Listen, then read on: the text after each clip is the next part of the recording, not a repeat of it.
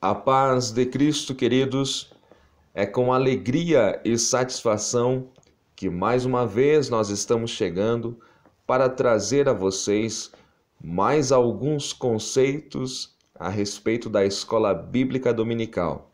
Nós estamos no terceiro trimestre de 2017 e nós estamos estudando a respeito da razão da nossa fé. Assim cremos, assim vivemos. E hoje nós vamos falar a respeito da lição de número 3. Eu lembro aos queridos que nós temos aulas para juvenis e para jovens com o professor Juninho. Eu vou deixar o link na descrição do nosso vídeo. Eu quero, em primeiro lugar, agradecer a todos os irmãos e irmãs que têm mandado mensagens falando a respeito das nossas pré-aulas, a você que tem se inscrito no nosso canal, a você que tem dado o seu joinha, que tem compartilhado os nossos vídeos, você também está fazendo a obra do Senhor. Muito obrigado mesmo a todos pelo carinho. O nosso e-mail eu deixo na descrição e também o Facebook para que você possa aí adicionar o professor e evangelista Márcio Mainardes aos seus amigos. A lição de número 3, olha só, um tema importantíssimo que faz parte do nosso Cremos. Eu lembro que nós temos o Cremos oficial da Assembleia de Deus, até então era com 14 itens, agora nós temos 16 itens e hoje nós vamos estudar um desses itens. Então, a lição de hoje ela traz por título A Santíssima Trindade, um só Deus em três pessoas. Um tema aí difícil, muito debatido, difícil de entender, há muitas controvérsias e nós vamos tentar aí trazer alguns textos bíblicos. Então, a aula de hoje ela será bastante bíblica. Vamos ler aí alguns versículos para firmar bem esta doutrina. O nosso textual está em Mateus, Evangelho de Mateus, capítulo 28 e o verso 19. Portanto, ide, ensinai todas as nações, batizando-as em nome do Pai, do Filho e do Espírito Santo.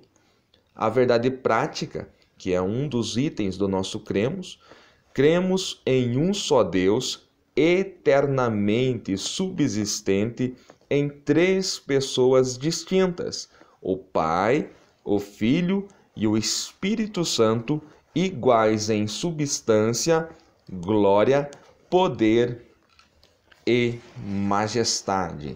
A nossa leitura bíblica em classe está na primeira carta de Paulo aos Coríntios, capítulo 12, os versos 4 a 6 e também na segunda epístola de Paulo aos Coríntios, capítulo 13 e versículo 13, que é conhecido como a bênção apostólica. Muito bem. Em primeiro lugar, algo que eu sempre tenho dito, não somente aqui nos vídeos, mas também na classe, é que Jeová é um Deus soberano, é um Deus excelso, é o único Deus, todo-poderoso, misterioso, glorioso. Sendo assim, Deus sendo soberano, aquele que faz qualquer coisa sem ter que dar satisfação a ninguém, ele não pode ser encaixado dentro dos estudos humanos. Então, eu não posso pegar a divindade e colocar numa mesa e estudá-lo como se estuda alguma coisa aí na ciência. Então, muitos querem definir Deus através dos estudos. Quando nós estudamos teologia, nós estamos buscando conhecer mais de Deus dentro da capacidade humana com a ajuda do Espírito Santo. Mas a nossa mente humana, ela é muito limitada e chega um ponto em que nós não conseguimos prosseguir. E quando nós falamos a respeito desta doutrina, a doutrina da divindade, que subsiste eternamente em três pessoas, é algo muito complexo e precisamos nisso da graça de Deus, da direção do Espírito Santo, para que nós possamos entender como é essa doutrina e até que ponto nós podemos entendê-la. Então, nunca esqueça disso. Deus é soberano. Ele não pode ser encaixado dentro dos meus estudos. Deus é maior do que a minha capacidade humana. Eu sou uma criatura de Deus que passei a ser filho a partir do novo nascimento, mas eu tenho as minhas limitações. Então nós precisamos entender isto em primeiro lugar. Em segundo lugar, o nosso Deus ele é tridimensional. Você pode ver que Deus sempre age de forma tríplice, seja nas dispensações, há três dispensações: a dispensação do mistério, a dispensação da graça e a dispensação da plenitude dos tempos. É desta forma que o apóstolo revela as dispensações lá na carta aos Efésios. Há também, conforme o mesmo apóstolo revela, três céus. Há também três pessoas que compõem a divindade, como os apóstolos e o próprio Jesus Cristo revela. E há o homem, a criatura de Deus, que também tem três partes: espírito, alma e corpo. Então, um Deus trino criou um homem em três partes. O nosso Deus ele é tridimensional, ele sempre age, ele sempre trabalha desde a eternidade, de eternidade a eternidade, desta maneira. Então, esse é um conceito que nós precisamos entender. Em toda a Bíblia, nós vamos ver Deus se revelando de forma plural. Então, nós temos um único Deus em substância, mas ele sempre se revelando em forma plural. E aqui eu trago um conceito importante nesta aula. Então, não foi Tertuliano, não foram os concílios da igreja na presente era que trouxeram a doutrina da Trindade. O que aconteceu a partir de Tertuliano e dos pais da igreja, que nós vamos falar mais no final da aula, é que foi elaborado esse título, Trindade. Eu, particularmente, nas minhas aulas, não utilizo esse termo. Não estou dizendo que está errado, mas eu prefiro utilizar divindade, que é a maneira como o apóstolo Paulo se refere a Deus. Então, as pessoas que compõem a divindade, eu prefiro usar este termo aí. Então, nós temos uma triunidade, nós não temos três deuses, mas sim um único Deus que subsiste eternamente em três pessoas. Mas desde o começo da Bíblia, e eu quero mostrar isso aos irmãos através dos textos, leituras de textos. Veja bem, estou aqui com a minha Bíblia mesmo, vou folheá-la para que nós possamos ler alguns textos e entender esta doutrina que muito antes da era da igreja já existia. Então, todo o Antigo Testamento e o Novo Testamento revela esse Deus único que subsiste em três pessoas. Então, começa onde isso? Começa em Gênesis. Lá em Gênesis, capítulo 1, você vê ali as três pessoas da divindade agindo. No princípio criou Deus os céus e a terra. Então nós vemos aqui Deus criando do nada. A terra era sem forma e vazia, havia trevas sobre a face do abismo e olha só, o Espírito de Deus se movia. Então nós vemos aqui já a terceira pessoa. No versículo 3 diz assim: e disse Deus, aqui o ancião de dias, dizendo: haja luz, e houve luz. Então nós vemos aqui já a primeira manifestação da luz, que quando você leva para o Evangelho de João, você vai ver que a luz que é revelada aqui não é o sol, de maneira nenhuma, que só vai ser criado mais à frente no quarto dia. Nós falamos isso na pré-aula passada.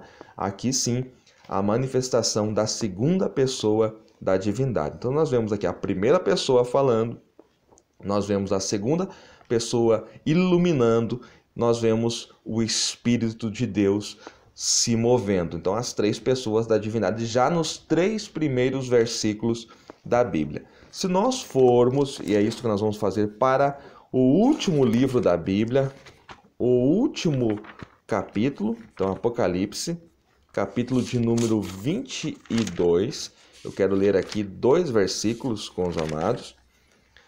O versículo de número 3 diz assim: ali nunca mais haverá maldição contra alguém, e nela estará o trono de Deus e do Cordeiro, e os seus servos o servirão. No mesmo capítulo 22, no versículo 17, diz assim: e o Espírito e a esposa dizem: vem. E quem ouve, diga: vem. E quem tem sede, venha. E quem quiser, tome de graça da água da vida. Então nós vemos no versículo 3 do capítulo 22 de Apocalipse o trono de Deus e do Cordeiro. E nós vemos no verso 17 o Espírito e a esposa falando. Então nós vemos aqui o Deus trino novamente em Apocalipse. Então, de Gênesis a Apocalipse, em toda a Bíblia Sagrada, nós vemos este Deus trino se revelando. Mas lá em Deuteronômio, no capítulo 6, no versículo 4, Deus diz assim: ouve, ó Israel, o Senhor é o único Deus. Então Deus se revela lá em Deuteronômio como o único. E a grande questão que está na introdução é como coadunar essas duas coisas, né? Um Deus que é único e que subsiste eternamente em 3 pessoas. Então veja que a palavra hebraica lá para único, em Deuteronômio, capítulo 6, versículo 4, falando aqui, usando aqui o português, ela é achade, transliterando, achade, que se refere a uma unidade composta. Não é utilizado yashed, que se refere a um sentido absoluto, a um sentido único absoluto. A palavra é achad, que se refere a uma unidade composta. E esta mesma palavra, como nós falamos na pré-aula passada, ela é utilizada para o casamento, quando o homem e a mulher passam a ser uma só carne. Então, são 2 pessoas que passam a ser uma só carne. A palavra utilizada lá em Gênesis é a mesma que está utilizada em Deuteronômio, capítulo 6 e versículo 4. A doutrina das 3 pessoas que compõem a divindade, ela está por toda a Bíblia, como nós estamos já mostrando, desde Gênesis a Apocalipse. E nós vemos Deus falando no plural, no capítulo 1 da Bíblia, capítulo 1, versículo 26, Deus fala: façamos o homem, Deus falando no plural. No capítulo 3, no versículo 22, também Deus fala que o homem passou a ser como um de nós, no plural. Ainda em Gênesis, no capítulo 11, no versículo 7, lá no episódio da Torre de Babel, Deus fala: eia, desçamos, plural, e confundamos as línguas. Ainda no Antigo Testamento, em Isaías, no capítulo 6 e no versículo 8, Deus pergunta: a quem enviarei? Quem há de ir por nós, no plural? Então nós vemos Deus, que é um Deus de multiforme graça, de multiforme sabedoria, se revelando de forma plural. O único Deus que se revela na pluralidade das 3 pessoas. Então, algo que nós precisamos entender e que precisamos passar aos nossos alunos é que o Pai é Deus, o Filho é Deus e o Espírito Santo é Deus. E os 3 têm atributos divinos: onipotência, onisciência, eternidade. Por exemplo, o Pai é Deus. Nós vemos isso lá na Epístola de Paulo aos Coríntios. Eu vou abrir aqui, primeira carta de Paulo aos Coríntios, do capítulo 1, ou melhor, no capítulo 8 e o versículo de número 6. Eu estarei lendo, queridos, apenas algumas referências, porque são muitas referências aí que nós temos para revelar aí esse Deus trino. Coríntios, primeira carta, capítulo 8, verso 6, diz assim: Todavia, para nós há um só Deus, o Pai, de quem é tudo e para quem nós vivemos, e um só Senhor, Jesus Cristo, pelo qual são todas as coisas, e nós por Ele. Se nós formos a Efésios capítulo 4, versículo 6, que já nós estaremos lá, nós vamos ver que há um só Senhor, se referindo ao Deus Pai, e que Ele é eterno. E se nós vermos também Salmos, Salmos não tem capítulo, Salmo 90, versículo 2, o verso 2, nós vemos que Deus é eterno, que o Pai é eterno. Quando nós vamos para a segunda pessoa da divindade, nós vemos a mesma coisa. O Filho é Deus e o Filho é eterno. E este é um princípio bem claro que eu quero mostrar aos amados, que está em João, Evangelho de João, no capítulo 17 e o verso 5, este versículo muito conhecido, que Jesus diz assim: E agora glorifica-me tu, ó Pai, junto de ti mesmo, com aquela glória que tinha contigo antes que o mundo existisse. Aqui nós vemos a pré-existência de Jesus. Então, o Filho é Deus e o Filho é eterno. Se nós olharmos para Isaías 9, verso 6, nós vemos o profeta chamando ele Jesus Cristo, a profecia a respeito de Jesus Cristo, que ele é o Pai da eternidade, que ele é o príncipe da paz e que o governo estava sobre os seus ombros. Profecias de Isaías, capítulo 9, verso 6.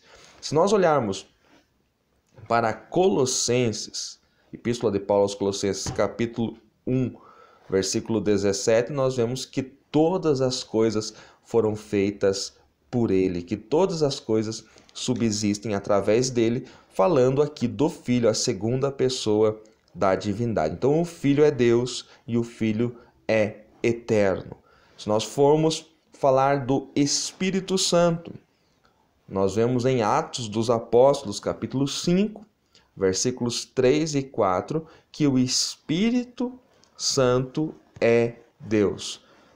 Quando Pedro fala ali naquele episódio de Ananias e Safira, quando eles tentam mentir, ele diz assim: não sabeis que mentiste ao Espírito de Deus, né? Não sabeis que mentistes ao Espírito de Deus. Então ali é uma referência clara que o Espírito Santo, no versículo 4, também é Deus.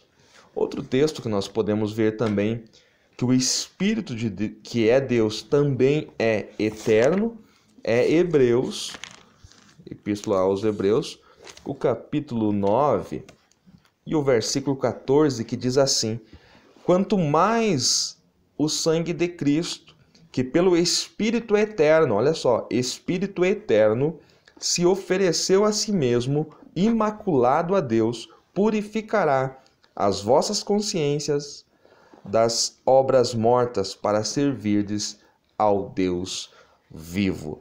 Então são muitas referências que mostram que o Pai é Deus, que o Filho é Deus e que o Espírito Santo é Deus. Um único Deus que subsiste eternamente em três pessoas. Esta é a doutrina que Jesus Cristo pregou, que os apóstolos ensinaram e que a igreja vem ao longo do tempo disseminando e pregando.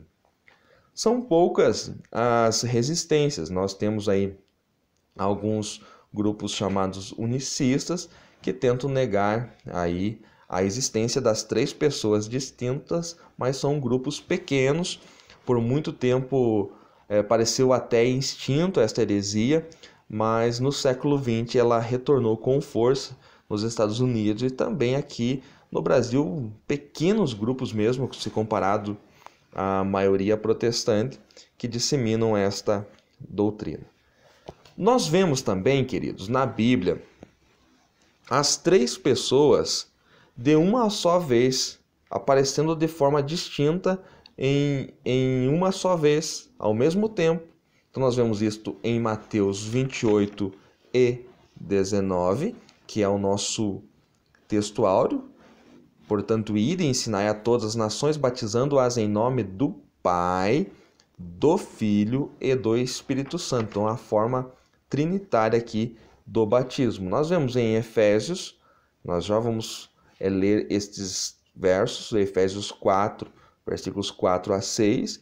Nós vemos na segunda epístola de Paulo aos Coríntios, que está na nossa leitura bíblica em classe, capítulo 13, versículo 13, onde ele diz assim: a graça do Senhor Jesus Cristo, o amor de Deus e a comunhão do Espírito Santo sejam com vós todos. Amém. Que é conhecida nas nossas igrejas como a bênção apostólica.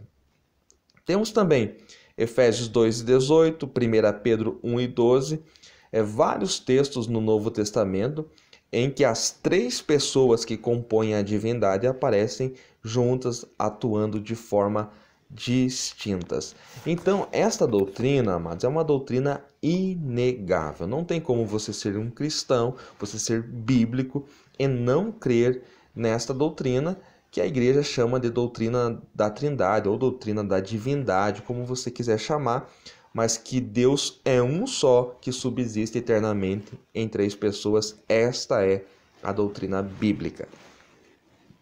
Muito bem. Como entender Deus? Deus, ou a divindade, ela é composta de três almas. Então existe a alma do Pai, a alma do Filho e a alma do Espírito Santo. Mas existe somente um corpo, que é o corpo do Filho. Então até a encarnação não havia corpo. Hoje o Filho tem o corpo já glorificado. E existe um só Espírito. Então, três almas, um corpo e um Espírito. Jeová é o nome que é utilizado não somente para a primeira pessoa, mas também para a segunda pessoa e também para o Espírito Santo. Então, Jeová, muitos pensam que é um nome só designado à primeira pessoa, né? E Jeová é um nome para as três pessoas e vai ter esse tempo em que será um só nome. Você pode ver isso em Zacarias. Eu quero abrir nesse texto, que é um verso às vezes pouco conhecido, que está no profeta Zacarias. O capítulo é o 14 e o verso 9, que diz assim: e o Senhor será rei sobre toda a terra. Naquele dia, um será o Senhor e um será o seu nome. Então, na dispensação do mistério, nesse tempo em que o verbo ainda não for encarnado, né, era chamado de Jeová para as três pessoas. Jeová é o nome da divindade. Vamos lá para Efésios, agora sim, a carta de Paulo aos Efésios, o capítulo de número 4. Algo que eu quero mostrar a você, professor e aluno, é que você tem que provar esta doutrina de forma bíblica. Você não depende, tudo bem que você vai passar aqui os concílios, os personagens, eu vou falar aqui um pouquinho a respeito dos pais da igreja, o que cada um pensava, tudo isso é importante do ponto de vista histórico. Mas você precisa provar esta doutrina de forma bíblica. Você não depende dos escritos históricos, você depende da Bíblia, porque a Bíblia revela este Deus maravilhoso, esse Deus único que subsiste eternamente em três pessoas. Olha só, esse texto talvez um dos mais importantes, Efésios 4, versos 3 ao 6. Procurando guardar a unidade do Espírito pelo vínculo da paz. Olha só, há um só corpo, que eu falei, há um só Espírito, conforme falamos, como também fostes chamados em uma só esperança da vossa vocação. Versículo 5. Um só Senhor, uma só fé, um só batismo, um só Deus e Pai de todos, o qual é sobre todos e por todos e em todos vós. Então você precisa entender que existem 3 almas, um corpo e um espírito. Então não existe o espírito do Pai, o espírito do Filho, o espírito do Espírito Santo. Não, o espírito é um só. O corpo, não existe corpo do Pai, corpo do Filho. O corpo é somente do Filho, não existe corpo do Espírito Santo. Não existe 3 corpos, é um corpo só. 3 almas, um corpo e um espírito. É desta maneira que compõe a divindade. Agora eu quero trazer para vocês o que pensavam os pais da igreja e algumas figuras historicamente importantes. E eu vou utilizar para isto a Enciclopédia de Champlin, que é da editora Agnos, Enciclopédia de Bíblia, Teologia e Filosofia. A respeito de Orígenes no século III. Em sua opinião de Orígenes, o Filho e o Espírito Santo, embora da mesma essência do Pai, são-lhe subordinados quanto à posição. Olha só o erro que Orígenes cometeu, que havia uma hierarquia, né? O Filho e o Espírito Santo, embora da mesma essência do Pai, são-lhe subordinados quanto à posição. Então está errada esta posição, estava errada a posição aqui de Orígenes. Sabélio, sobre isto, né, o nosso comentarista fala na lição. Sabélio acreditava que uma forma de unitarismo, dizendo que o Pai e o Filho e o Espírito Santo seriam sucessivas manifestações desse ser, cumprindo os diferentes papéis de Criador, Redentor e Doador da vida. Então é desta maneira que os unicistas creem hoje. Então eles creem assim num Deus, não creem na distinção das pessoas. Então Deus ora se manifesta como Pai, ora como Filho e ora como Espírito. Então são 3 manifestações, não são 3 pessoas. Esta doutrina vem deste bispo Sabélio, que ficou conhecido como sabelianismo. Ário, essa doutrina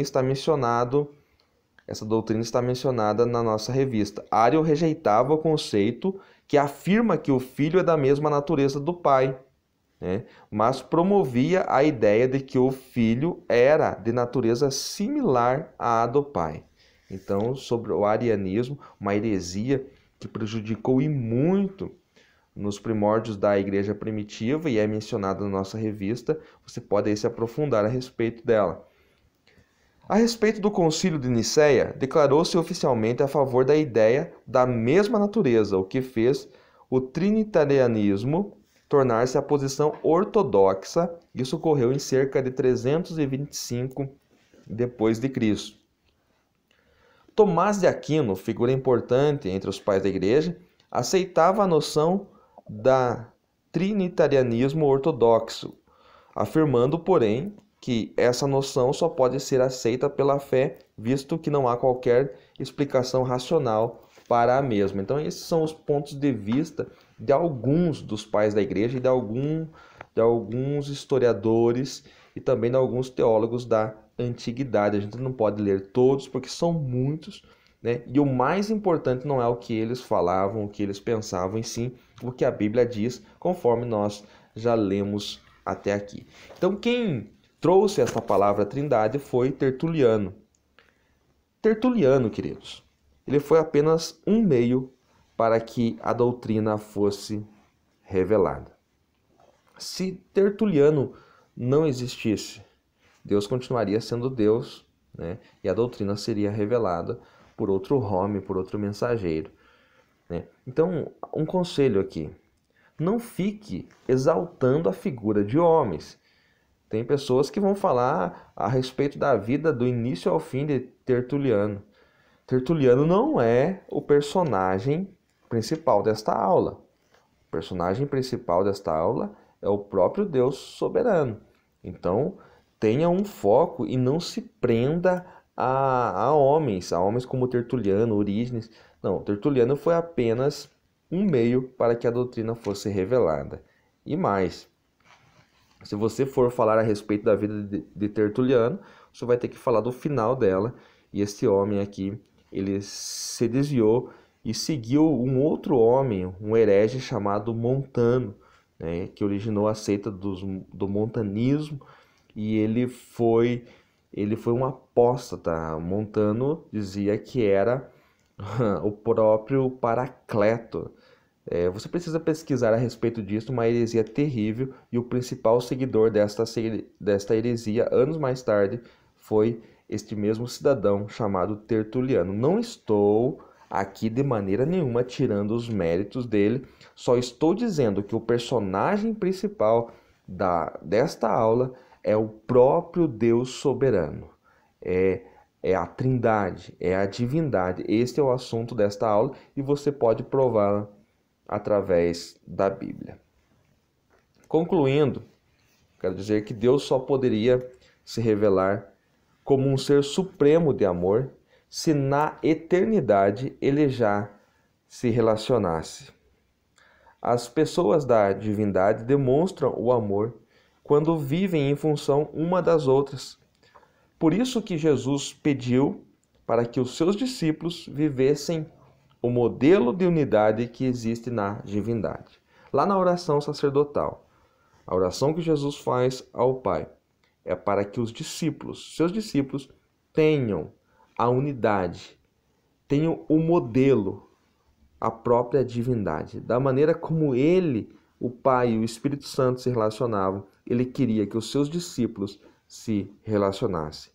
Evangelho de João, capítulo 17, versículos 21 e 23. Este é o modelo que nós devemos copiar. Então Deus, antes da criação de todas as coisas, ele não estava só, ele estava consigo mesmo. Então Deus já sabia o que era amor. Ele é um Deus de relacionamento. Não existem vontades separadas na divindade. O que um quer é o que o outro quer. E eles estão unidos em essência com a mesma substância. E é desta maneira, é este modelo de unidade que o Senhor deseja que nós, os seus filhos, tenhamos. Que esses conceitos sirvam para que você venha a elaborar a sua aula e que o Espírito Santo te dê a graça necessária para que você possa colocá-la em prática e ser uma bênção para os seus alunos, para a sua igreja, para a sua família. Este é o meu desejo, em nome de Jesus.